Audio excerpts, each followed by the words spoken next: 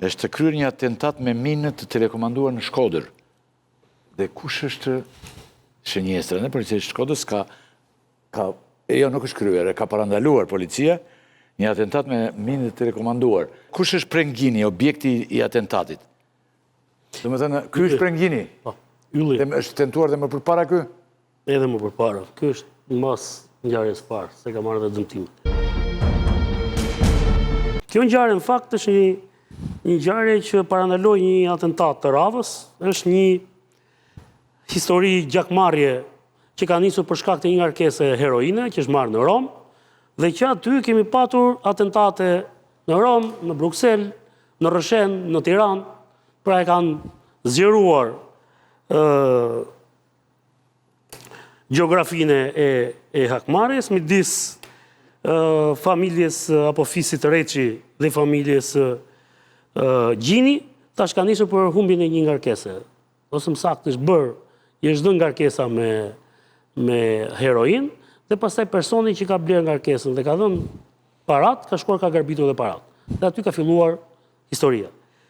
Rasti i fundit, ende policia nuk ka dhënë shumë detaje në çfarë rrethanash e ka gjetur Euglen Burakun, është një 30 vjeçar nga Durrësi, i cili është kapur në fshatin Stajk të Vaudejës. Dhe gjatë kontrollit në makinë është gjetur një minë telekomanduar me celular. Në një kontroll të imtësishëm është gjetur në celularin e tij fotografia e Preng Gjinit. Preng Gjini është njëri që qëndron më shumë jashtë se sa brenda, por me sa duket kohët e fundit ka ardhur, ne kam takuar disa herë mbas atentatit parë, se në 15 shtator të 2020-s, nëse kujton, ajo ngjarja te Irfan Tominin mes urës si vendosën eksploziv, u plagos një italian aty dhe një fëmijë që fat që nuk u vran njerëz, sepse ishte moment që kishte shumë kalimtar. I mbijetoi atij atentati, asaj ngjarje, me sa duket ata që dështuan në ngjarjen e 15 shtatorit të vitit 2020 kanë tentuar ta përsërisin të njëjtën gjë. Thash policia nuk ka dhënë informacion si ka rënë në gjurmët e personit që kishte minën, por mbas ti ka shkuar në banesën, sepse ai ka thënë që minën e ka lënë dikush tjetër në makinën time, kanë shkuar te Eduard Përgjoka që është nga Rubiku, dhe ky besohet që është njeriu i cili ka marrë përsipër për të realizuar ngjarjen. 34 vjeç, ky nuk është kapur, është person kërkim, por në banesën e këtij janë gjetur telefona, karta SIM, kapsolla detonatore, fara kanabisi, gjëra që ndodhen gjithmonë bashkë nëse shkon e kërkon. Tash e rëndësishme është që u arrit të parandalohej, duket që personat e interesuar për t'i bërë për ta eliminuar Preng Gjinin i kanë ruajtur lëvizjet e tij, sapo ai është kthyer në Shqipëri. Dhe në rastin e kaluar të ngjarjes e 15 shtatorit, ai atë ditë la makinën e vet dhe mori makinën e kushëririt. Dhe mina ishte vendosur në krahun e pasagjerit. Ky ishte në krahun e shoferit, sepse ata mendonin që ky do udhëtonte me kushërinë e vet dhe kishin vendosur minën në krahun e pasagjerit. Në atë rast ta shpëtoi, por me sa duket, kjo është një histori ngjarjes që ka të bëjë me atë vrasje me snajper në janarin e 2020-s, ka Reçit për më në Rëshen. Kemi një atentat tjetër, është vrarë drejtori OSHE-s për veriun Sajmir Jakun në qytetin e Rëshenit. Pastaj ka patur një ngjarje tjetër e cila ka ndodhur në Belgjik, pra është një sag ngjarjes që nuk po mbyllet. Spaku shpallin kërkim për këtë ngjarje në Edison Reçin, i cili u ndalua në Dubai, por më mbrapa ata e kanë 60 ditë të kohën që të mbajnë, nuk e di në çfarë rrethana, por ai nuk është ekstraduar drejt Shqipërisë. Pra, nëse dëgjon këtë, duket si një Shqipëri tjetër kjo, që s'ka lidhje me atë që ne po debatonim, por në fakt kjo është Shqipëria reale, me gjithë problematikën brenda. Dhe vazhdon që qarku i Lezhës të jetë një qarqe më problematike që ka Shqipëria. Ngjarjet aty po vazhdojnë për vite të tëra dhe po marrin dhe jetë njerëzish. Mes tyre ka dhe jetë njerëzit pafajshëm, se ky është problemi i madh. Nuk është vetëm ajo batuta e kryeministit Koka Tangshën. Problemi është që ai ta vë minën mes Tiranës, dhe thashë u plagos italiani atje dhe një fëmijë që s'kishin lidhje ata me ngjarjen. Por atje shpërthehoi, ai ishte me C4. Këtë kuvendin e keni ndjekur Tela si mendon ti? Përpjekja për kuvendin. Po ne kemi diskutuar 2 herë me radhë këtu në studio me të dyja palët. Pra ata që donin kuvendin dhe ata që ishin kundra kuvendit. Sa më shkurt dhe më qartë, që popullata të kuptoj.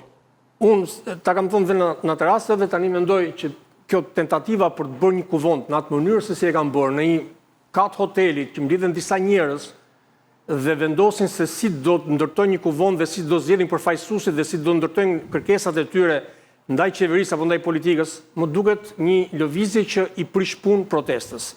Nëse nuk grupi organizator, pra të gjithë ata që organizojnë protestën, nuk bien dakord për një mënyrë se si duhet vijojnë më tej, pa kuvende dhe pa shorte dhe pa votime atje brenda, mund të vijojë protesta, mund të marrë një rrugë të mirë. Në momentin që një pjesë ndahet dhe kërkon të bëjë kuvende dhe të kërkon që vetë ata me thirrje nga mikrofoni i protestës, hajde mblidhemi te hoteli që të bëjmë një kuvend, është diçka që i prish punë protestës. Mendoj që nuk ka qenë nevojë e protestës për të bërë një kuvend. Edhe disa thirrje që kanë pasur aty për... Jo, po, nuk është e përbashkët se Mumbej, nuk është ide e të gjithë. Ka qenë nevojë e protestës, ka qenë nevojë e atyre që duan ta kapin protestën. Që të kenë një kuvend, të kenë një grup përfaqësues dhe ata pastaj të kenë me këtë negociojnë. Protesta nuk ka negociata, e ka thënë. Protesta thotë në kërkesat e tyre ata thonë nuk ka negociat, nuk e negociojnë pikat. Kur të ndodhin këto, do të pritet protesta. Kështu që përderisa nuk ka negociat, nuk ka pse të ketë një përfaqësi për të negociuar sepse nuk ka negociat. Dhe përderisa ata nuk duan të drejtohen nga askush, por të ketë një protestë e lirë, nuk mund të ketë prap një këshill drejtues apo një organ drejtues për të orientuar protestën apo për të organizuar protestën. Aty ka vetëm njerëz që merren me infrastrukturën e protestës, që duken si organizator, por në fakt janë vullnetar që merren me infrastrukturën dhe që nuk kanë asgjë në dorë përveç se u japin mikrofonin kush vjen aty për kush e kërkon për të folur. Kështu që çdo gjë tjetër, çdo prodhim tjetër si ato, se ajo fusha e stadiumit që tapeti i stadiumit dihet te finalja botërore që do shiten ato copat e tapetit, ta blej unë të them isha në finale. Kështu është kjo puna e këtyre që marrin një çik protestë, ta vënë janë protestë, pastaj shkojnë aty bëjnë do një lloj protagonizmi kaq. Është protagonizëm merr që të përfitosh nga protesta, janë spekulant të protestës. Çdo njeri që merr përsipër ta përfaqësojë atë. Okej, Hoxha. Shiko, që në momentin pra kur ti përmend ato ditët e bukura të protestës, ku ishte masive, dhe ku pjesëmarrja, duke i qartë që pjesëmarrja e protestuesve ishte në nivel më të lartë se ata që flisnin. Kjo po.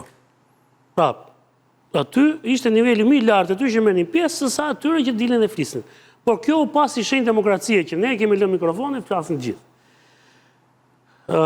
Protestat që ndodhen në Serbi dëshmuan që s'kishte rrugë tjetër përveç se të krijojë një lëvizje politike, edhe pse ata kishin një organizim nëpërmjet fakulteteve. Çdo fakultet kishte një kryesi, merrnin vendimin, ja kalonin fakultetit tjetër. Pra, edhe atje u pa në fund sepse nuk ka zgjidhje tjetër, do shkosh te vota. Si do ta arrëzosh atë? Do vi tek pyetja që bënte pak më parë Demalia, si do ta arrëzosh kur ai nuk ikën? Atëherë do të shkosh drejt votës. Atëherë që të shkosh te vota, si do shkosh? Do shkosh ti nga turma, do krijosh informacion politik.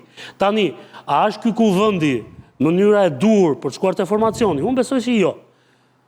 A do kenë disa përpjekje? Patjetër që ata do të shtojnë. Një nga gjërat e dobta që vëmë re, të paktën unë ndoshta gabojmë. Këto nuk kanë qartësi, këto do ta rrëzojnë. Një sekond, me që japi. Se nuk kanë asnjë lloj qartësie. Po mirë, edhe ne kur me anglin dom ta rrafim, pra sipas jush kjo protestë. Sipas jush kjo protestë aktivistët e kësaj ka një përpjekje apo janë ravizuar, duken përpjekje për krimin e një brezi të ri politikanësh, se duket këtu është mungesa. Ylli ta mbaroj këtë po e pe, tek ai takimi nxorë edhe videot. Brezi i ri është krijuar nga brezi i vjetër. Dhe videot u shpërndan me forcë, se ti e pe, shkoi Selami e Nisheri aty.